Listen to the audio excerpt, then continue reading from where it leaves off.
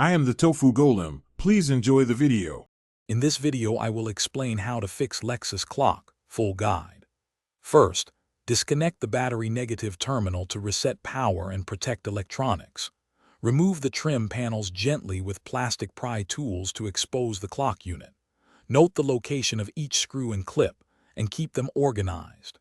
Inspect wiring harnesses for loose connectors and corrosion, then clean contacts and reconnect firmly before testing the clock operation for successful reset.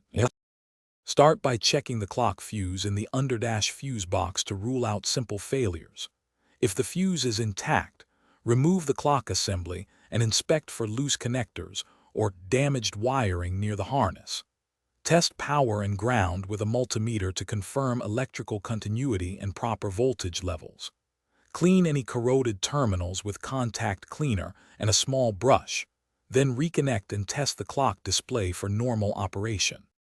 If you are finding this video helpful, please subscribe and like so I can make more step-by-step guides. Quick recommendation. On another note, I love reading manuals on the new Kindle Paperwhite for its readability while working on cars. It makes following diagrams easier and keeps grease off your phone. Check the description for the link and other deals. Then now let's get back to the video. If diagnostics indicate the clock module is faulty, replace it with a compatible unit and transfer mounting hardware carefully. Repair any worn or damaged wires by soldering and covering with heat shrink to ensure durable connections. Before final reassembly, test the new module while panels remain off to confirm proper function.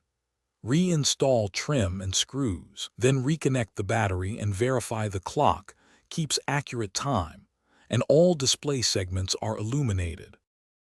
Thanks for watching. Consider subscribing if we helped you today.